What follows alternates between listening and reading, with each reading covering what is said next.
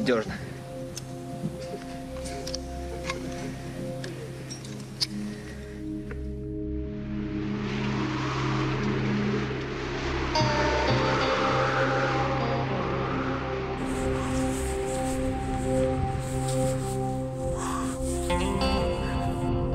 Вот она, вершинка наша, Белухи. 20, 18, 08.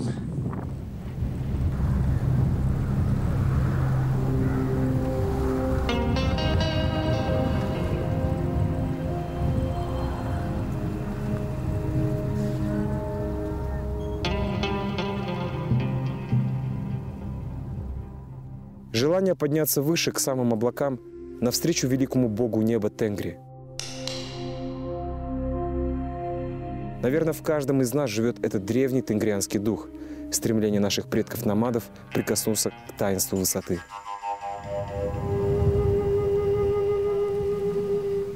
Моя личная история любви к походам начинается с раннего детства. Когда мне было 6 лет, дедушка повез меня в Баянаульские горы. Позже, в студенческие годы, были короткие вылазки в Алматинских горах. Но 3 года назад я впервые побывал в урочище Кокжайляу. И тогда я всерьез влюбился в эту красоту.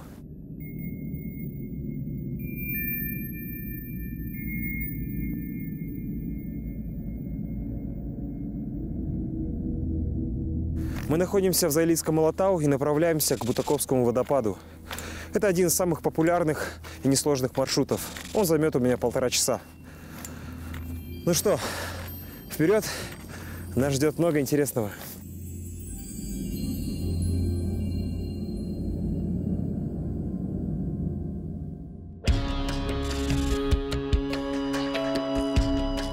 Именно здесь, в горах Заилийского Алатау, был дан старт национальной альпиниаде «20 вершин Казахстана» летом 2018 года. Первым пунктом в программе стало восхождение на пик Нур-Султан. В состав команды, штурмовавшей 4000-ник, вошли профессиональные альпинисты.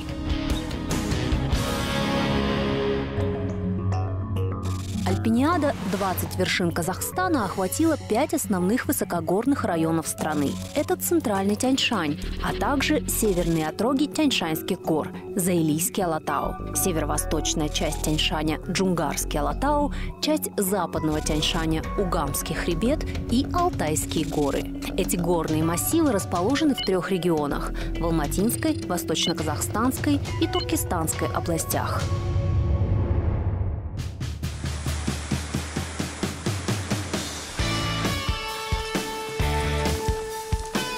Вершины старались подобрать знаковые, которые могли бы врезаться в память как и уже опытных спортсменов, так и начинающих горовосходителей. В каждом регионе абсолютно разные условия восхождения, инфраструктура, удаленность от населенных пунктов. К примеру, чтобы совершить восхождение на пик Белуха, необходимо потратить больше недели, порядка 2 недель. А в то же время в Алмате, либо в Туркестанской области можно за 1 день траверсом совершить восхождение на пару-тройку вершин.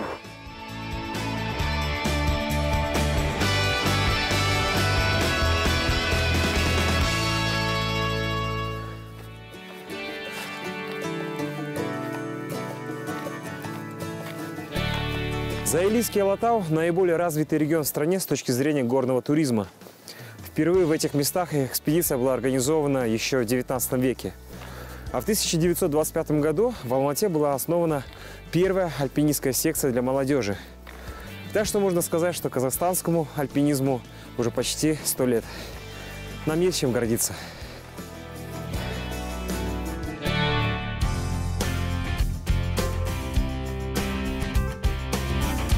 В Алматинской области в рамках альпиниады состоялись экспедиции на 10 вершин. Их средняя высота составляла около 4000 метров. В этих восхождениях принимали участие только подготовленные спортсмены. Мероприятие дало большой импульс для развития казахстанского спортивного альпинизма. В рамках подготовки к алматинской части экспедиции был обновлен молодежный состав сборной республики, проведены сборы в центральном Тянь-Шане, ущелье Баянкол. смогли экипировать команду лучшим снаряжением мировых брендов, поскольку это является одним из необходимых условий для проведения успешных восхождений высокой категории сложности.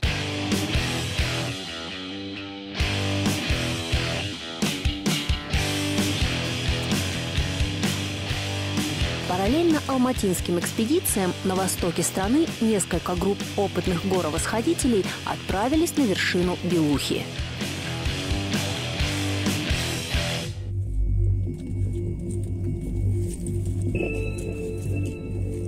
Алтайские горы, чем они могут быть привлекательны? То есть, ну вот если брать именно Алтай, то это границы сходятся там Казахстана, России, Китая, Монголии. И во главе всех этих регионов, то есть, ну, стоит двуглавая вершина, ну, Белуха, вот, гора.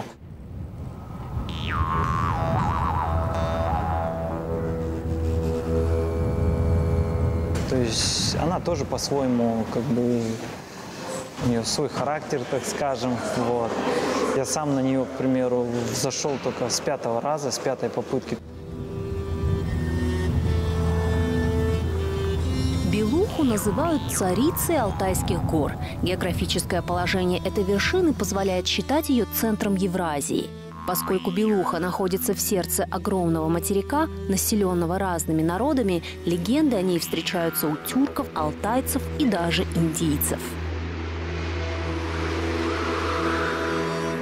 Что-то такое вот мистическое есть, наверное, там. Потому что много очень паломников идут, есть и буддисты ходят туда, приезжают каждый год с нашей стороны. Вот. Если с российской стороны брать там вот озеро Акем, многие, вот как говорят, там назад, если прочитать, то Мекка получается. Вот. Ну, Акем, Мекка, и вот люди туда идут тоже, как бы, каждый человек, ну, что-то свое ищет, значит, что-то находит, раз много людей ходят туда, вот. Согласно древним тюркским верованиям, в этих краях правит великая богиня земли Умай. Алтайцы всегда считали, что покорить Белуху может только чистый духом путник. Плохого человека она к себе не допустит.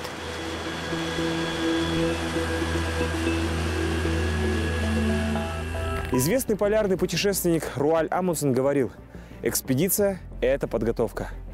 Что же необходимо человеку в горном походе? Удобная одежда, обувь по сезону, качественный рюкзак. А если вы идете на несколько дней в поход, то палатка, спальник и запасные теплые вещи. В моих руках трекинговые палки. Доказано, что их использование снижает нагрузку на колени, позвоночник и дает дополнительную опору. Вы особенно оцените ваше снаряжение, когда в горах вас застанет непогода. Как это произошло с участниками Альпиниады во время восхождения на гору Белуха? Ну вот, вышли вот отсюда примерно в 5 часов. Сейчас 5:40 у нас по времени. Примерно маршрут будет вот так, потом вот сюда и туда наверх, вот в этот кулуар.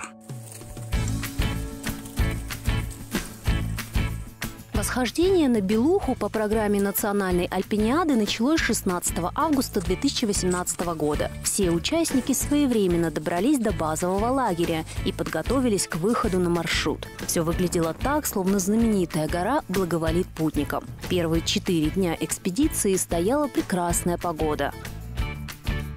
Около километра до вершины нам осталось. Впрочем, погода, можно сказать, нам улыбается.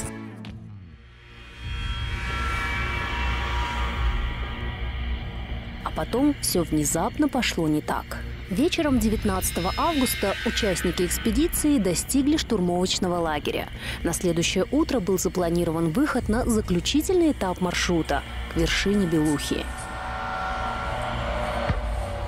Нам передали, что погода будет портиться, и последние там 3 дня, то есть, ну, не будет шансов зайти на вершину. С нами были другие команды, так скажем, вот, которые пытались выйти в час ночи, ребята не смогли. Вот. То есть им пришлось всем буквально повернуть А если брать уже наших ребят, то мы, как бы скажем, сели, поговорили между собой. У нас был забит трек, ну, в GPS именно этого маршрута. Вот, и решили как бы общей командой, что давайте попробуем все-таки пройти, ну, попробовать пройти там до вершины. Какое, 20 число, да? Да. Выходим на штурм. Погода не айс.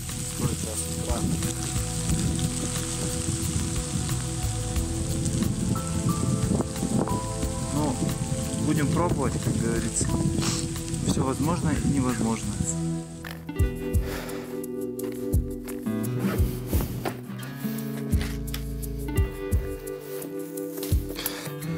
У меня первый привал, пора подкрепиться. Вообще, что нужно брать из продуктов в горы? Главный принцип – еда должна быть питательной и не тяжелой. Поэтому преимущество дается концентрированным продуктам. Это сыр, вяленое мясо, шоколад, сухофрукты. Также рекомендуется в походах есть углеводы и белки. Первые дают энергию, а вторые восстанавливают мышцы.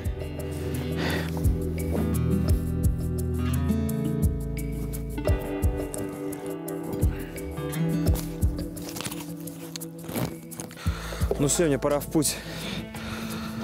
Кстати, вам интересно, удалось ли участникам Альпиниады зайти на Белуху? Сейчас вы узнаете об этом.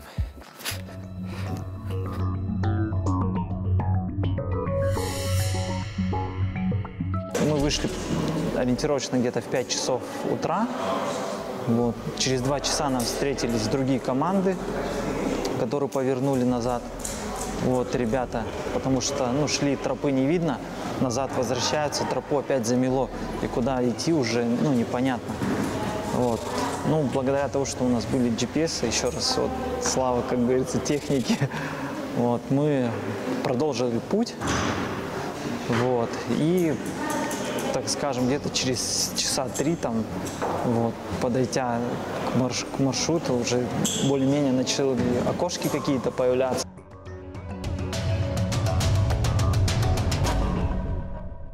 Ну вот, подошли под последние перила. Парочка буквально. Высота 4,350 где-то примерно. Ну, через часик, думаю, доберемся до назначенной цели.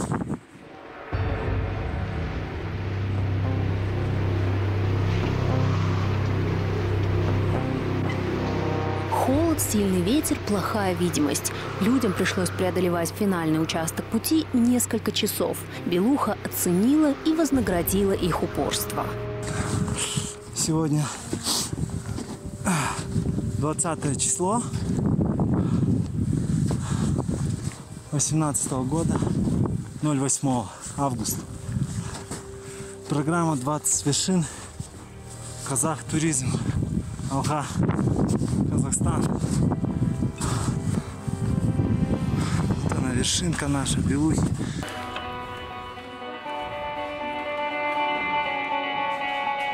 Мы смогли достичь вершины. Вот. С этим также пофотографировались, посидели, как говорится, чай попили. Каждый о своем подумал, о чем хотел. Кто-то, может, желания какие-то загадывает, еще что-либо. Вот.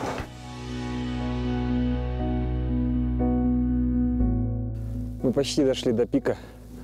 Я вспомнил одну прекрасную притчу. Однажды человек зашел на вершину горы и оставил там свое сердце. Затем он вернулся за сердцем, а сердца уже не было. Затем он пошел на вторую вершину, и там сердца не было.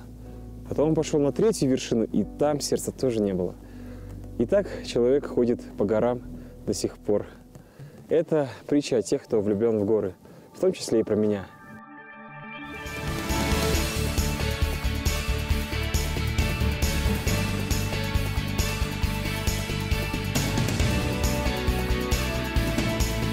Третья часть национальной альпиниады прошла в Южном Казахстане, в Туркестанской области, на западных склонах Тяньшанских гор. Здесь расположен Сайрам-Мугамский национальный природный парк. Это еще один перспективный регион для развития горного туризма в республике.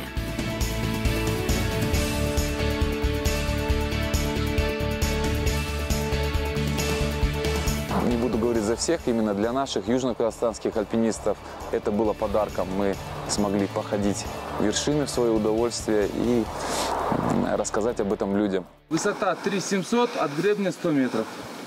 Отлично, отлично. Все, продолжайте движение.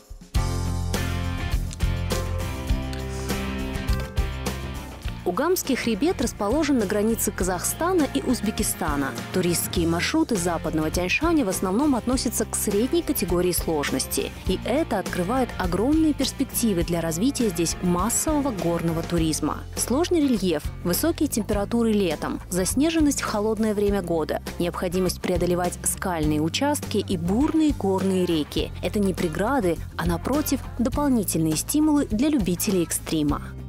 Буквально в 70 километрах от города Шымкент, доезжая по асфальтной дороге, мы приезжаем в совершенно интересные горы, где встречаем все климатические зоны. Здесь могут себя найти как и горные туристы, так и альпинисты, просто любители хайкинга, однодневных походов. Есть горные озера, есть ледники, и сам рельеф, он очень разнится.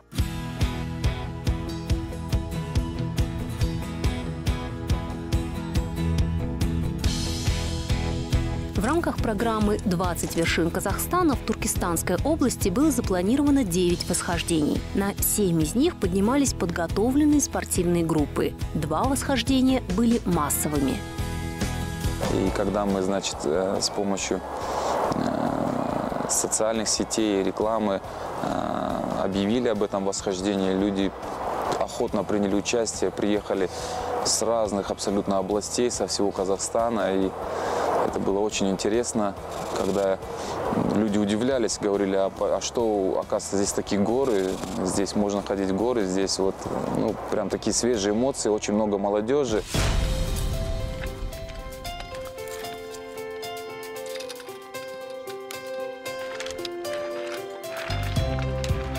В Туркестанской области в восхождениях испытали свои силы юные спортсмены-альпинисты. Под руководством своих опытных наставников они провели довольно сложные экспедиции на высоты более 3500 метров.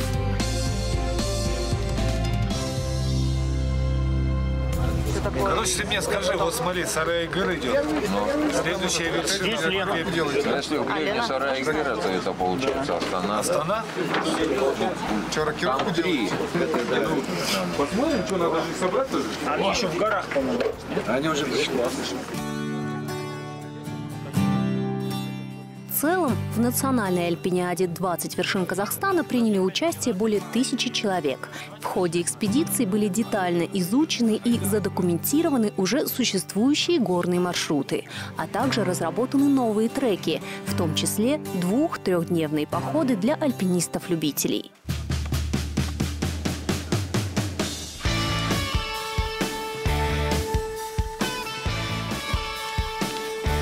Новое имя на горной карте Казахстана – пик 20-летия Астаны. 15 сентября 2018 года состоялось массовое туристическое восхождение на эту гору. С нее открывается вид на весь Угамский хребет и его главную вершину – Сайрам.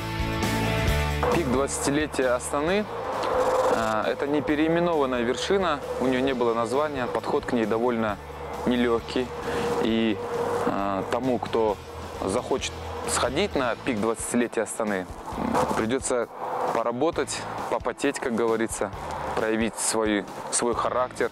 Я считаю, что каждый патриот Астаны должен приехать и взойти на эту вершину.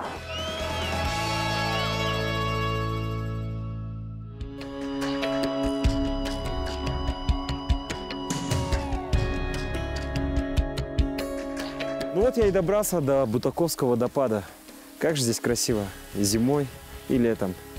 Но всю дорогу меня мучил один вопрос. Зачем люди ходят в горы? Во-первых, поход – ситуация, выбивающая из зоны комфорта. Здесь проявляются настоящие человеческие качества. Во-вторых, путник не хозяин положения. Во время пути он должен прислушиваться к природе и уступать ей. И поэтому из каждого путешествия мы возвращаемся немного другими. Преодолевая сложности и побеждая себя, мы становимся сильнее. Ну что, будем ходить в горы? Точно? Договорились. Ну что, до встречи на горной тропе. А я пойду домой.